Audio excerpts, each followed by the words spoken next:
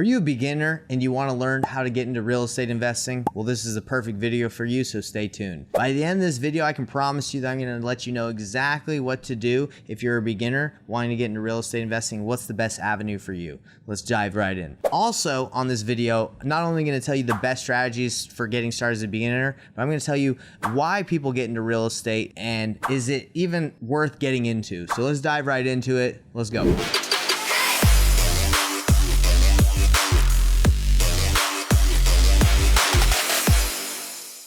So why real estate investing? Well, there's a lot of ways to make money in this life. Are you sure you want to get into real estate investing? Most people get into real estate investing because they want the financial freedom. Most millionaires are made from real estate investing or flipping, any sort of real estate investing. Landlords, buying and holding, BRRRRs. I mean, these terms might be foreign to you if you're a beginner, but basically there's so many different ways to get into real estate investing. So you got to understand that your journey being a real estate investor, if you're a beginner, you really can take many different paths. You can be a real estate agent. You can be a landlord. You can be a property manager. You can get into commercial. You can do many different things. But the path that I took and the path that I tell people to take is wholesaling. So wholesaling real estate, you can do deals with little to no money. Well, actually $0. You don't need any money to wholesale real estate if you do it the right way, because you can find a deal with no money. You don't even need earnest money if you know how to do it the right way. And you don't never even have to purchase the property. Okay, so getting into real estate investing, why would people do it? Well, they want to become wealthy. They want to have the freedom. They want the peace of mind. They want to build a legacy. That's why people get into real estate investing. And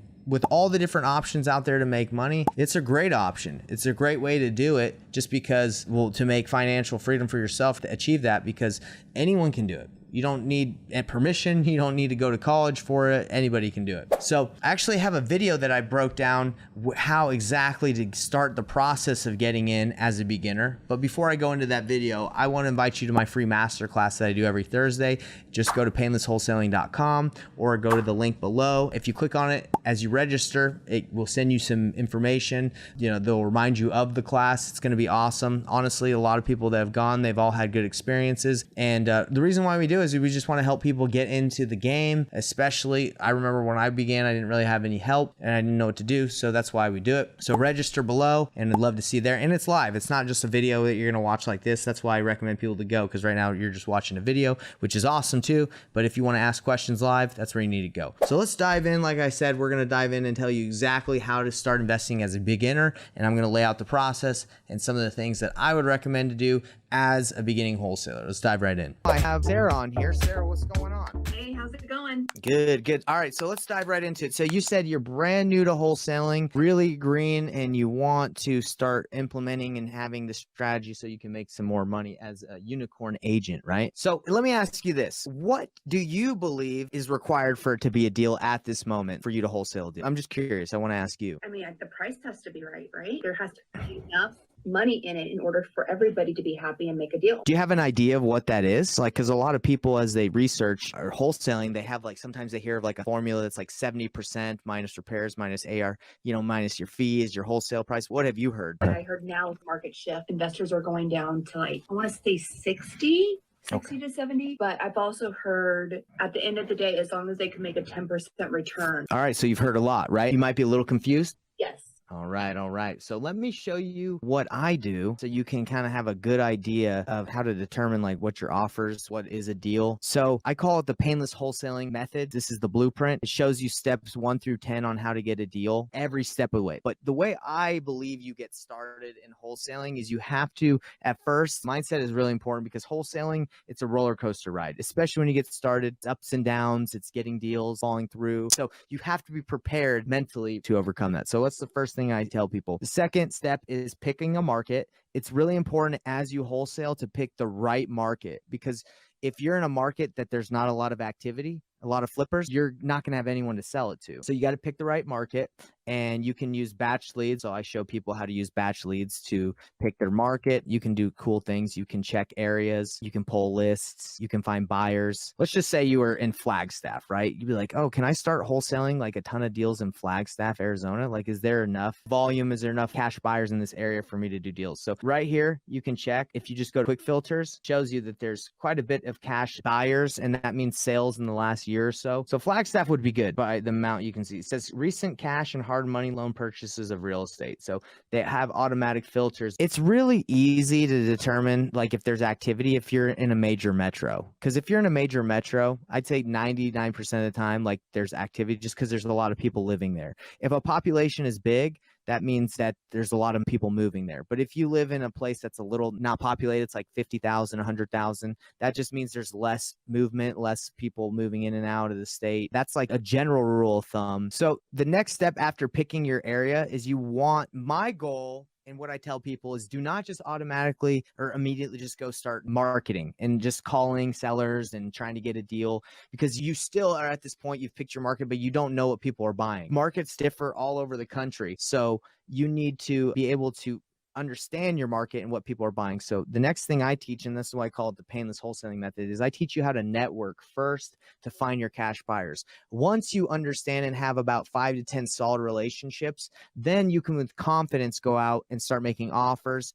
You can talk to sellers. So if you go to my mind map, I show you exactly how to run comps for wholesalers. So there's some really easy ways to do it, but let's go to step 1. So how to find comps. All right. So I use batch leads. I like batch leads a lot because it gives you a good idea of comps. You can just type in the address you want. Let's just look at this one. It gives you an estimated value. It runs an algorithm, right? Like most of these softwares, it tells you an estimated idea. So you get a good idea just immediately, like, okay, what it's worth. Even quickly does comparables, and it checks a radius within a year, square footage, it does all that, and it shows you a bunch of different comps. So that's a quick way to do comps like immediately, is just with batch leads. So the next one is Zillow, and then obviously MLS data trumps all. It's the best way to find comps. So that's how you find the comps. So you want to determine the ARV after you find comps. In order to start the process of like, okay, what is a good deal? You need to find out, what is this house I'm looking at? What is it worth if it's at the top of the market, right? Or it's fully flipped. So the best thing to do is find flipped comparables. If you're just finding a bunch of homes that haven't been flipped, it's going to be difficult to determine what it's going to be worth if a flipper goes in there and makes it really nice. Do your best to find comparables. The next thing that's important after finding the ARV, so let's just say, for example, ARV, you find a house that's worth 200 and you know it's worth 300. So that's the ARV is 300. Now you got to determine, okay, they're giving it to me at 200, but how much repairs does someone need to put into it to get it up to 300,000, right? Here's some questions to ask. So this says, are you working with a seller virtually, or are you working with someone in your backyard? This tells you how to navigate if it's virtual, what questions to ask, and how to get pictures. So this is the easiest way to determine a light, average, or heavy repairs. So it says square footage of a house, for example, is 1,000 square feet, times the cost of the light. If it's light, it's $18 per square foot. If it's average, it's 24, or if it's heavy, which means down to the studs, you got to do the whole thing, it's 40, equals your rehab cost. So for example, if you have 1,000 square foot house that just needs carpet and paint, probably going to cost $18,000 because you're doing 1,000 square feet times $18. Very easy. Didn't need to go dive in deep into like a full rehab estimate spreadsheet. I just need to know square footage. Is it light, average, or heavy? And if you're like, well, what makes something light, Nathan? Well, right here. If you don't have to touch the cabinets or the bathrooms, and all you got to do is carpet, tile, paint and carpet, or flooring, it's usually light. It's a light rehab. If you have to start venturing into bathrooms and cabinets and kitchens, then you're talking an average rehab. If you got to do everything from a gut job, we're talking windows, everything, it's 40. And that's like a gut job. And these are average numbers, right? It could go up, it could be lower, but I would say 40, 24, and 18 are good. So if you're talking to a seller and you're like, hey, I'm interested in buying your house, and tell me a little bit about the property. And you're like, has the kitchen been updated in the last 5 years? No, it hasn't. Okay. How about the bathrooms? Have the bathrooms been updated in the last 5 or 10 years? Yeah, we just updated them last year. Okay, so I don't have to worry about the bathrooms, right? Then you're like, okay, kitchen, yes. Bathrooms, no. Those are okay. And carpet and paint. So you're right in between like an 18 to 24 because you're not having to do the bathroom. So again, really easy to determine what you need to get a property for. ARV, what is this property worth flipped? How much do my repairs need to be? Now we've gone over both. You've looked at flipped comparables. You know that it's worth 300. You know that this house in this example is 1,000 square feet. It needs $24 per square foot in this example, $24,000 rehab. So you have the rehab and you have the ARV now. Okay, so that's two parts of the formula. And then now you calculate your offer that you can buy it at. And the way I do it is depending on if I'm talking to an analytical buyer or seller, I sometimes even show them my rehab. Rehab calculations and be like, hey, this is why I have to be here because I got to make some money. But determining everything we talked about, I can resell for 300. I got to put in 24,000. I need to make $50,000. I hope you understand. I'm a business. I sometimes walk people through my numbers so they understand why my offer is $150,000 less than what they believe their house is worth. This is the quickest way to determine if you're talking to a motivated seller is forget all this noise, all this stuff I just showed you. Look up someone's house on Zillow and offer them 50% of their estimate. That's the easiest way to determine if you have a deal. Because if someone doesn't get off the phone with you, then obviously you have someone that you can work with, right? Another quick way to do it is 70% of the ARV.